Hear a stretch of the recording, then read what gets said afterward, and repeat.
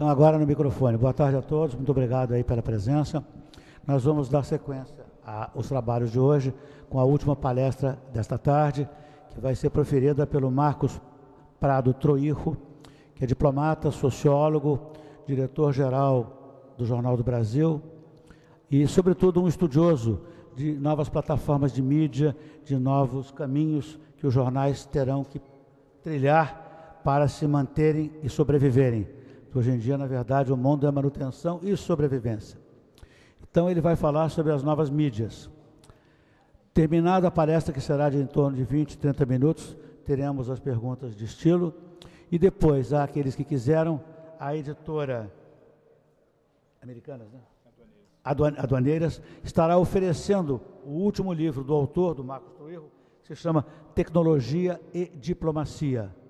Repito, o Marcos Troijo é diplomata também, está licenciado, mas é diplomata de carreira, concursado. E, portanto, esse livro mistura, junta e expande esse conceito das mídias e da diplomacia. Bom, passo a palavra ao Marcos. Boa noite.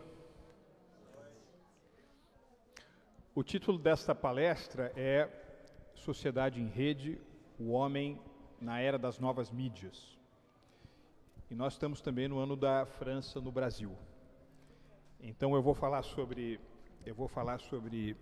Homem na Era das Novas Mídias primeiro, Sociedade em Rede depois, e a influência disso na França um pouco mais tarde.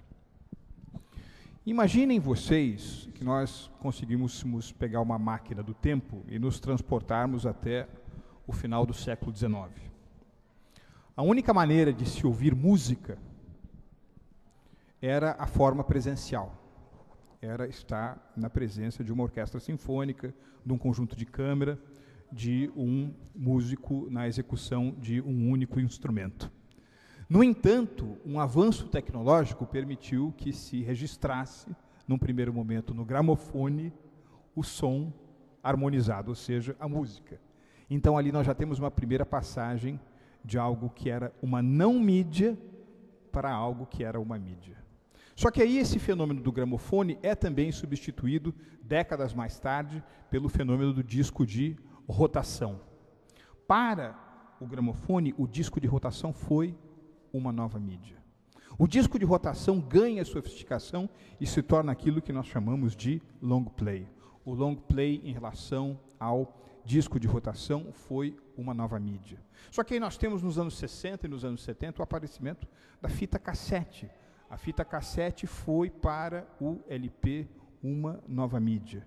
E mais recentemente, nos anos 90, temos a emergência dos compact discs, dos CDs, que são, em relação à fita cassete, uma nova mídia. E no final do século XX, no início do século XXI, nós temos mais uma revolução digital que permite, por exemplo, o armazenamento de centenas e centenas de músicas na forma do iPod, que se torna uma nova mídia em relação àquilo que era o compact disc. Então, veja, na realidade, nós estamos vivendo um processo quase incessante, muito dramático, radical, de destruição criativa de novas tecnologias, inventando novas mídias. Esse é um processo, como disse, incessante. Isso também é verdade em relação às chamadas mídias jornalísticas. Nós trabalhamos em jornal, não é isso?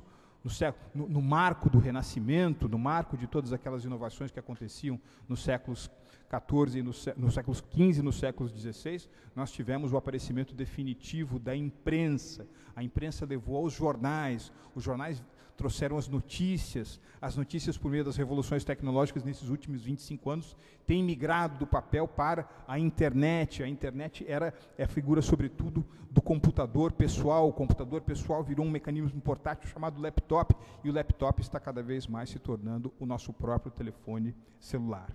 Hoje, vende-se mais computadores pessoais no Brasil do que televisores. E vende-se mais celulares do que computadores pessoais, por uma razão muito simples.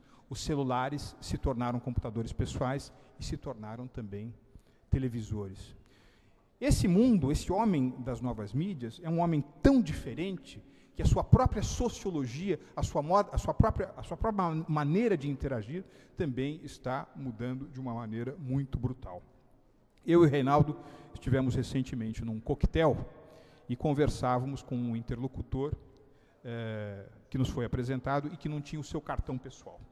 Eu entreguei meu cartão pessoal e ele me disse o seguinte: Marcos, eu vou te escrever. E aí nós encontramos uma outra pessoa, que também nesse mesmo coquetel não estava com o seu cartão pessoal, era uma pessoa de uma geração mais nova, que me disse o seguinte: Marcos, eu estou sem o meu cartão pessoal, mas eu vou te escrever. E em seguida nós encontramos uma menina que foi minha aluna na faculdade, também sem cartão, fazia muito tempo, ela tinha sido estudante de intercâmbio no exterior. Ela falou assim: olha, Marcos, eu estou sem meu cartão, mas não se preocupe porque eu vou te escrever. Então, na realidade, o próprio ato da escrita, não é isso que é o mecanismo de transmissão da cultura do homem, veio para cá e depois para cá e está vindo cada vez mais para cá. Num fenômeno que é quase que de uma antipatia social, porque hoje você vai almoçar com alguém, você está no metrô, você está em algum meio de transporte, e a pessoa está ali mergulhada no seu BlackBerry, no seu computador pessoal portátil, onde você digita as coisas assim.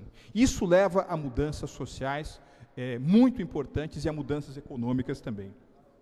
Eu gosto sempre de mencionar, por exemplo, o caso da Montblanc, que é uma das marcas internacionais mais afetadas por essas revoluções das novas mídias, né? Se eu perguntar para qualquer um aqui nessa sala o que é a Montblanc, eu tenho certeza que vocês vão me responder que a Montblanc é uma caneta de luxo, né? Isso é uma marca de caneta, né? Suíço-alemã, muito conhecida.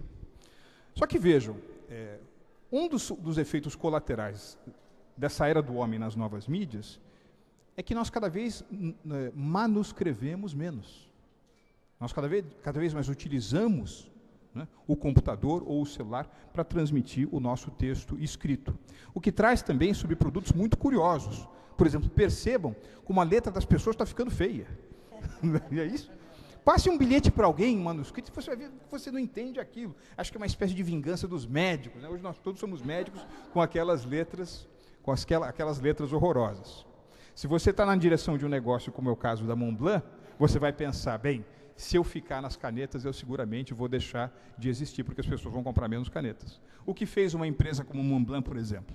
Ela transferiu a sua marca do campo das canetas para o campo dos perfumes, para o campo das gravatas, da sedaria, dos artigos de couro de boa qualidade, das joias, dos relógios e agora, mais recentemente, também na era dos spas. Hoje você pode, em várias cidades do mundo, ir a um spa de boa qualidade, que é o Montblanc. Ou seja, esse é mais um efeito, mais um subproduto, mais um efeito colateral desse mundo das novas mídias. Agora, ele é um mundo também muito cruel. Ele é um mundo muito cruel. Ele é muito cruel porque, da mesma maneira que ele gera oportunidades na criação de novos fazeres, de novas profissões, de novos hábitos, ele destrói com uma velocidade estonteante, velhos fazeres e velhas profissões. Vou dar alguns exemplos. O New York Times, que é a marca de imprensa, né, mais valiosa do mundo, hoje tem, né, como assinantes, metade do que tinha há apenas 5 anos. No campo da imprensa escrita, por exemplo, num país como o Brasil, 10 anos atrás,